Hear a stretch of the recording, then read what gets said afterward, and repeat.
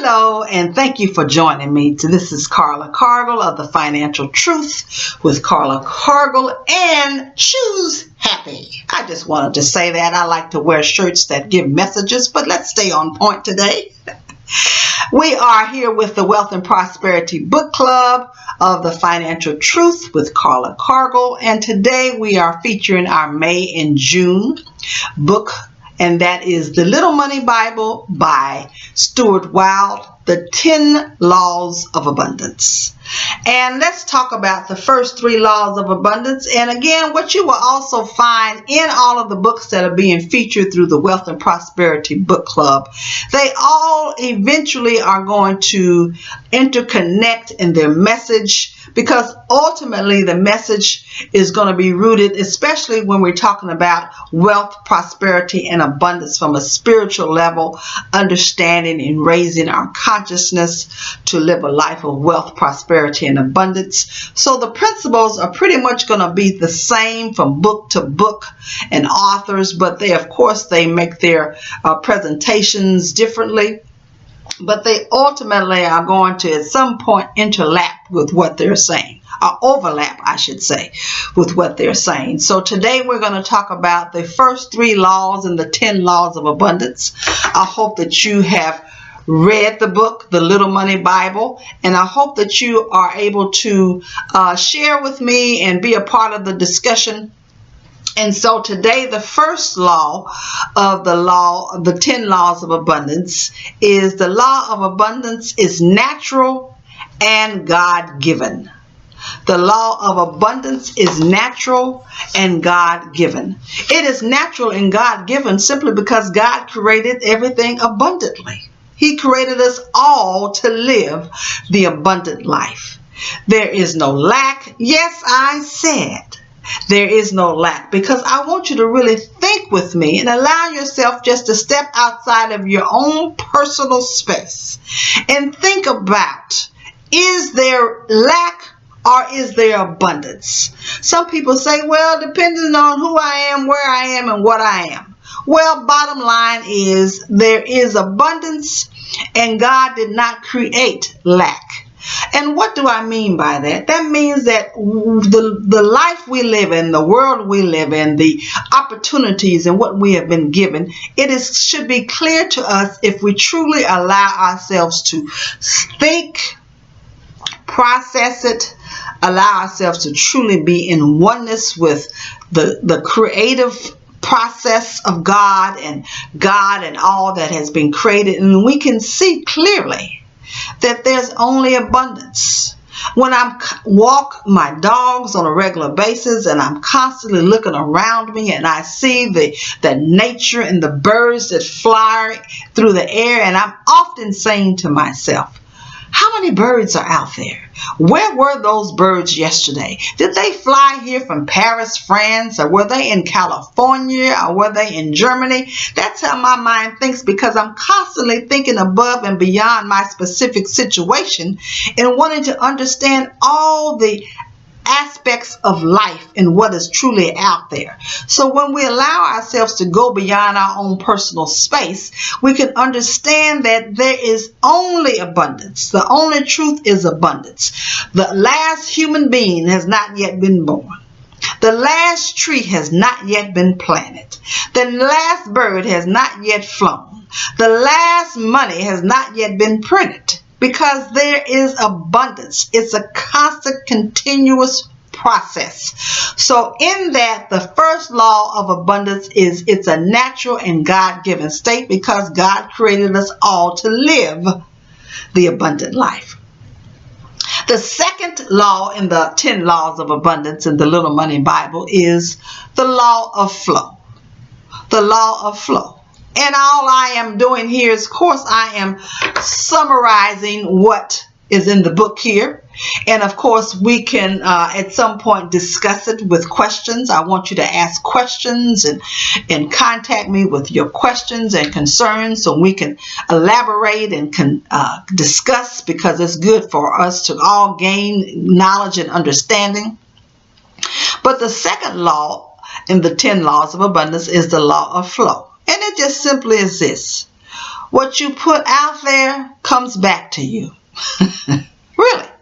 What you put out comes back. So if you put out positivity, then you receive positivity. If you put out good energy and expectations of abundance and expectations of prosperity, then you will receive what it is that you are expecting. And, you know, many of us probably would say, but that's not true, Carla. I don't put that out there. But what we have to understand is it all correlates together. Our thought process, the words that we speak, the energy that we have, you know, we can very well say, yes, I believe that I am living or am to live the abundant life. But if there's some underlying energy or negativity or lack of worthiness or shame involved that enables us to subconsciously negate the fact that we said we believe we are to live the abundant life, but every other aspect of our being, our energy, is in conflict with that, then we are not going to receive what it is that we really want, because we're putting something out there and we're receiving back, even if it's confusion, even if it's not being certain, even if we're not clear. If we're not clear, then we're not going to get back clarity. You see, if we're not confident, we're not going to get back confidence. So it's all about putting out what it is that you want to receive. That's the law of flow. And finally, the third law that we're talking about today in the 10 Laws of Abundance in the Little Money Bible by Stuart Wilde is the law of money and distance. There's a law that relates to money and the distance that we have with our money. If it's a far distance or if we're closely related with our money, there's an energy out there. It could be emotional distance, it could be intellectual distance, and it could be physical distance. Of course, emotional distance, we can have an emotional detachment, or there's some doubt or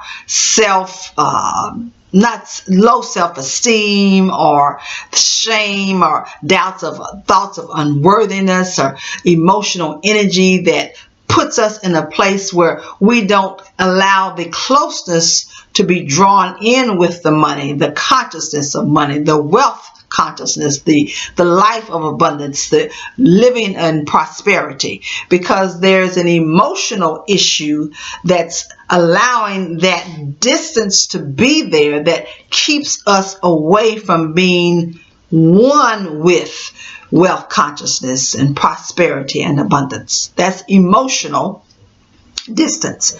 Then another type of distance that we have that can be a part of the money and distance is the intellectual distance. You know, we have to understand what to do with it. You know, how do we build wealth? How do we live a life of prosperity? How are we to live the abundant life? It's all a part of understanding and intellectually allowing ourselves to learn, gain wisdom, gain knowledge, acquire the skills. That's the intellectual aspect of it, enabling ourselves to be equipped to have wealth and prosperity and the abundant life, because we are intellectually learned and have allowed ourselves to become empowered to do so. Then the final aspect of the law of money and distance is the physical distance.